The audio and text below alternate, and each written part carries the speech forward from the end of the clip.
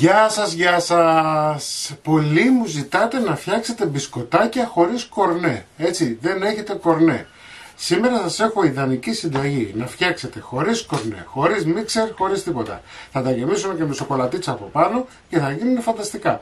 Μην ξεχνάτε να κάνετε κοινοποίηση στα βίντεο μας, να κάνετε γραφούλα στο κανάλι μας. Οτιδήποτε χρειάζεστε μπορείτε να έρθετε στην ομάδα μας Μαγειρικές Απολαύσεις στο Facebook. Και τώρα πάμε να σας δείξω τη συνταγή, την εκτέλεση και τα υλικά. 130 γραμμάρια ζάχαρη κρυσταλλική, 2 αυγά,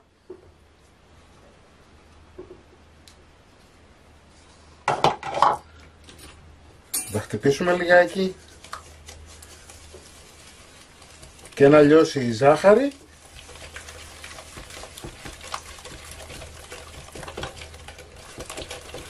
Είναι πανεύκολη συνταγή, να τη φτιάξετε όλοι, γίνονται αφράτα. Για τον απογευματινό σας καφέ είναι ιδανικό.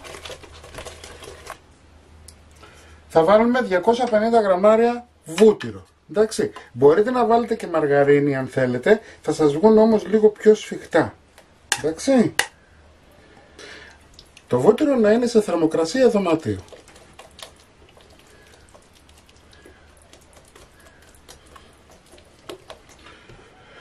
Λοιπόν, θα βάλουμε λίγες σταγόνες έλαιο βανίλιας βούτυρου. Εάν δεν έχετε θα βάλετε 2 βανίλιες κάψουλα, έτσι.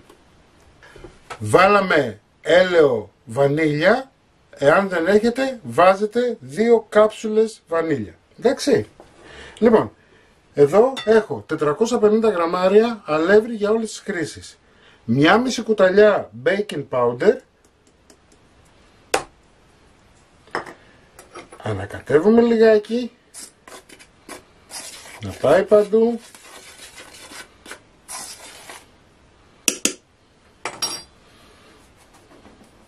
Και το ρίχνουμε στο μήλι μας. Για αρχή μπορούμε να το κάνουμε και λίγο με τη σπάτουλα. Προφανώς θα σας πω ότι μου σχοβολάει λόγω του ελαίου. Εάν θέλετε τέτοια ελαία, είναι η εποχή που βάζει κάποιο μεγάλο σούπερ μάρκετ. Μπορείτε να πάτε να το βρείτε.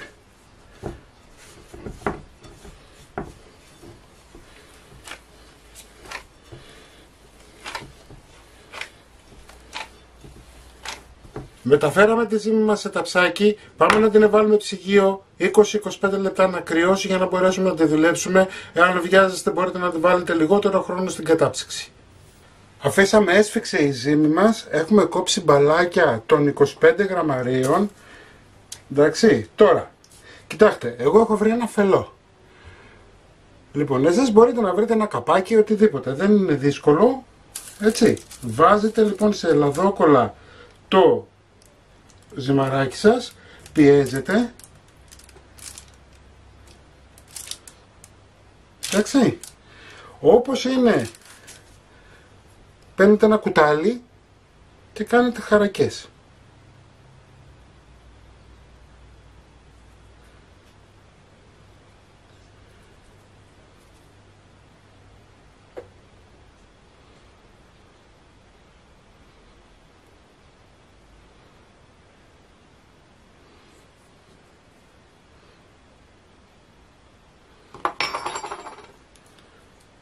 Το ξεκολλάτε και το μπισκοτάκι είναι έτοιμο. Λοιπόν, εδώ τώρα παίρνω την άλλη την άκρη, πιέζω λιγάκι και το βάζω σε ταψί με λαδόκολλα. Λοιπόν, να σας δείξω άλλο ένα. Παίρνω ένα μπαλάκι των 25 γραμμαρίων, παίρνω το φελό μου και απλά πιέζω. Έτσι.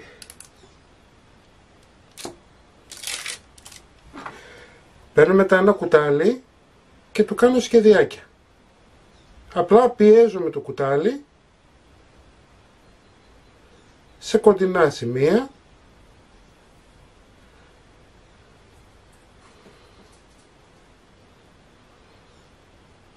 Ανάβουμε το φούρνο μας 180 βαθμούς αντιστάσεις, έτσι, και εφόσον τελειώσουμε και γεμίσουμε το ταψί θα ψήσουμε για 15 με 17 λεπτά περίπου. Έτοιμο και αυτό. Πιέζουμε λίγο εδώ. Έτοιμο και αυτό. Αφήνετε χώρο μεταξύ τους γιατί φουσκώνουνε. Πάμε να σας δείξω κι άλλο ένα για να είστε σίγουροι ότι το έχετε. Λοιπόν, βάζετε το μπαλάκι πάνω σε εννοεί αλαδόκολλα. Πιέζετε. Τώρα εδώ μπορείτε, το ελέγχετε το πάγος του, δηλαδή πηγαίνετε το φελό όπως θέλετε εσείς. Εντάξει, εφόσον λοιπόν το κάναμε, παίρνουμε το κουτάλι και κάνουμε αυτό. Μπορείτε να πάρετε μαχαίρι, μπορείτε να πάρετε οτιδήποτε.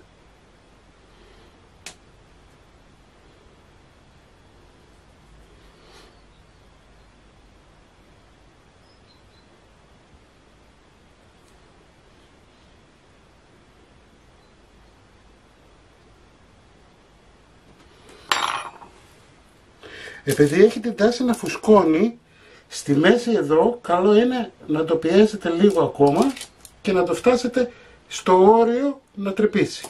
Βλέπετε? Προσέχτε τώρα να σας πω ένα μυστικό.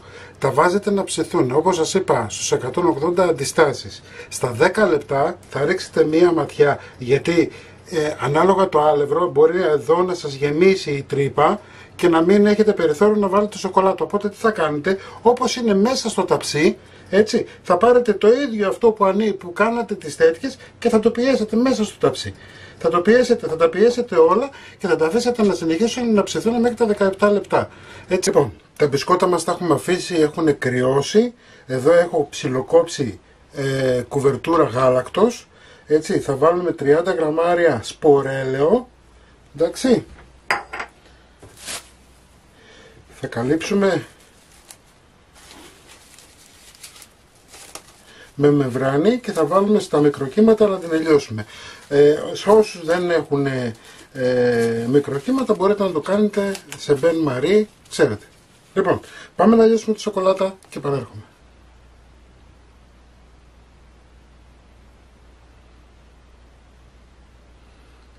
Λοιπόν, αυτά είναι τα μπισκοτάκια μας, να τα φτιάξετε όλοι και όλες. Μην ξεχνάτε να κάνετε κοινοποίησεις στα βίντεο μας, να κάνετε γραφούλα στο κανάλι μας. Οτιδήποτε χρειάζεστε μπορείτε να έρθετε στην ομάδα μας Μαγειρικές Απολαύσεις στο Facebook και εμείς θα τα πούμε πάλι με ένα επόμενο βίντεο. Γεια και χαρά σας!